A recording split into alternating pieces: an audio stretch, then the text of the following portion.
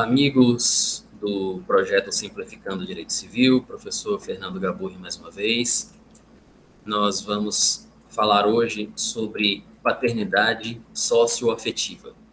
E o nosso tema de hoje vai ser tratado com base em uma questão formulada pelo CESP no concurso para o cargo de juiz de direito do Estado do Paraná, aplicado em 2019.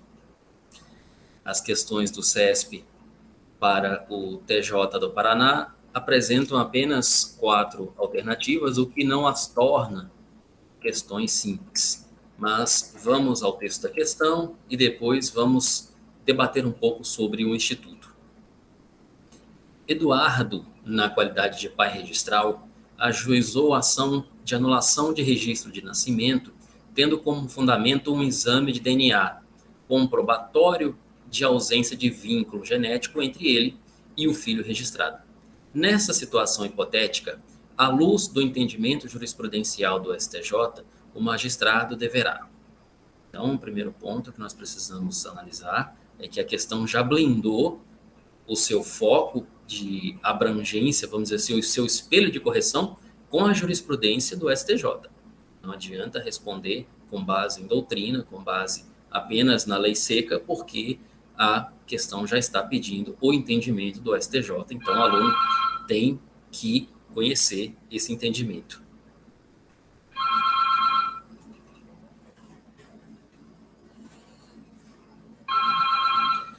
A alternativa A.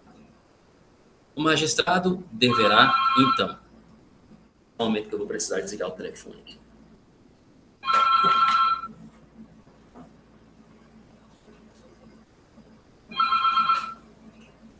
Alô?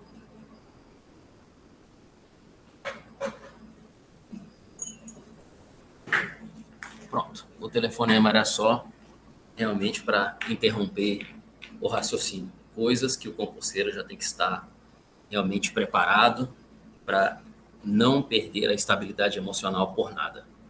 Letra A. O juiz, então, deverá considerar suficiente a comprovação da existência de vínculo genético entre Eduardo e o filho registrado. Letra B. Considerar irrelevante o resultado do exame de DNA, uma vez que o registro de nascimento, após formalizado, não é passível de anulação. Letra C. Reconhecer como nulo de pleno direito o registro de nascimento. Letra D. Exigir, além do exame de DNA, prova robusta de que Eduardo foi induzido em erro ou coagido a registrar o filho de outrem como seu. Então, essas são as 4 alternativas da questão que diz que Eduardo registrou uma criança sem saber que a criança não era sua e, posteriormente, com o exame de DNA, descobriu que não era o pai biológico dessa criança. E vejam, pai biológico e pai socioafetivo são 2 coisas que não necessariamente coincidem. Então, é esse o cerne da questão. Primeiramente, para nós resolvermos a questão, nós temos que entender que houve um vício de consentimento na situação de Eduardo ao registrar o seu filho. Isso porque o ato de reconhecimento de filho é ato irrevogável, ainda que tenha sido feito em testamento. E olha que interessante. Irrevogabilidade de um ato significa dizer que um ato válido foi praticado, e se esse ato válido puder ser revogado, a revogação significa sua retirada do mundo jurídico por exame de mera conveniência e oportunidade. Então, quando o ato jurídico válido é irrevogável, significa que, uma vez praticado, não pode mais ser retirado do mundo jurídico. E mesmo que o reconhecimento do filho seja feito por testamento, e o testamento é um ato jurídico eminentemente revogável, o reconhecimento de filho vai ser apartado da parte do testamento que será revogada e o reconhecimento de filho permanecerá. Então vamos imaginar que o testador fez algumas disposições patrimoniais no seu testamento e, ao lado delas, reconheceu um filho. Quando esse testamento for revogado, apenas as disposições patrimoniais perderão a sua eficácia, mas o ato de reconhecimento do filho, que está no bojo do testamento, será irrevogável. Se o ato de reconhecimento é irrevogável, por outro lado, ele pode ser anulado. E anulado significa invalidado. E isso se houver um vício de conhecimento por parte da pessoa que reconheceu. Esse vício pode ser o erro ou pode ser a coação, como bem apontou uma das alternativas da questão. Então, uma coisa é nós dizermos que o ato válido de reconhecimento de filho é irrevogável. E outra coisa é dizermos que o ato viciado de reconhecimento de filho pode ser anulado.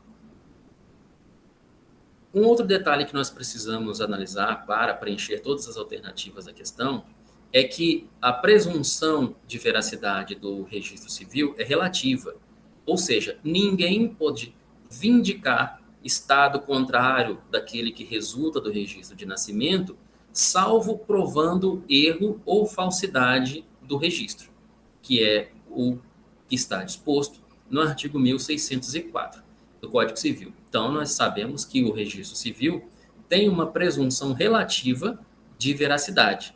Salvo prova em contrária, o que está no registro civil é verdadeiro. E a questão, então, de se poder anular o registro civil quando se descobre que, por erro ou por coação, esse registro foi feito de maneira inválida, que é o caso da questão, há ainda que se aplicar, e aí está a importância de se ler e de se atentar para os detalhes do enunciado, que a jurisprudência do STJ já tem entendimento sobre a situação da pessoa que reconhece, que vem a descobrir depois o vício do ato de reconhecimento do filho. O declarante, no caso da questão Eduardo, deverá fazer cessar a convivência com o filho registral tão logo tenha conhecimento do erro, conforme o STJ decidiu no recurso especial 1.330.404 do Rio Grande do Sul, em 5 de fevereiro de 2015.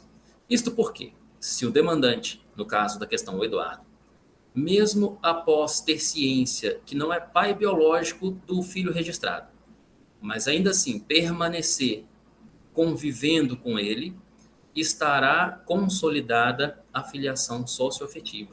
E aí não será mais possível anular o registro civil. Por quê?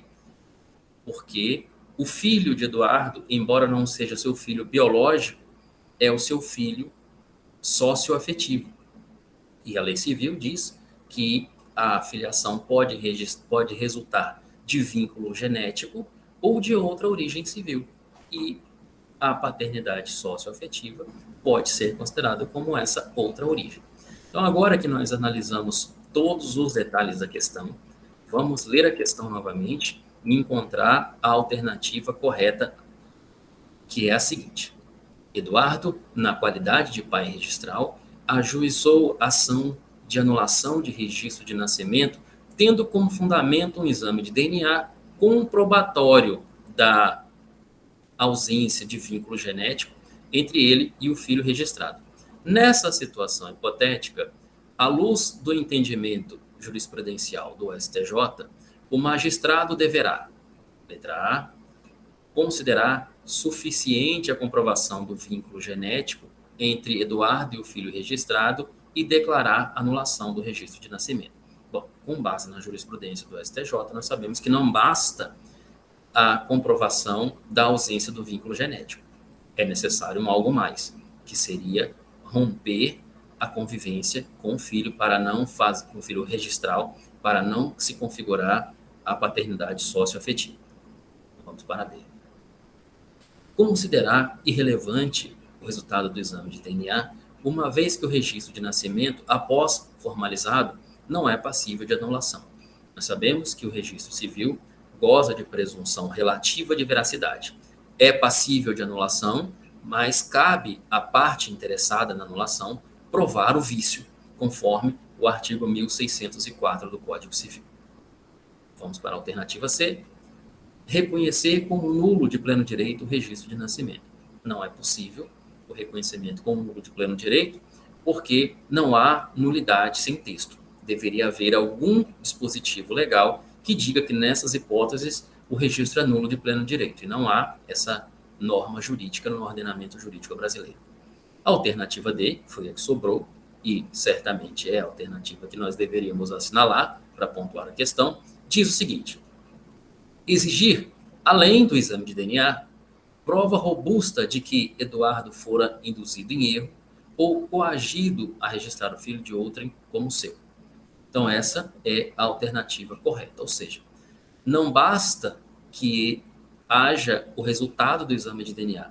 É necessário que Eduardo comprove que foi induzido a erro ou registrou por coação para se configurar o vício.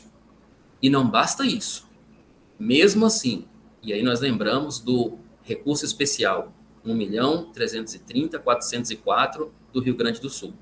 Ainda que Eduardo, nesse caso hipotético, descobrisse a falsidade do registro com base no DNA, e além disso, Eduardo provou que registrou o filho por erro ou por coação, deverá cessar a convivência com o filho registral tão logo saiba da ausência de vínculo genético entre ambos, porque, do contrário, estará configurada a paternidade socioafetiva e, mesmo não sendo o pai biológico, Eduardo continua sendo o pai registral e socioafetivo do seu filho. Bom, com isso a gente conclui nossa questão e espero que vocês tenham aproveitado a questão, espero que ela tenha sido interessante para vocês e em breve voltaremos com mais questões acerca de direito civil e sempre tentando mostrar a forma mais simples, a forma mais objetiva de conseguir acertar as questões que nos são propostas na OAB ou nos exames de concurso público. Muito obrigado e até uma próxima.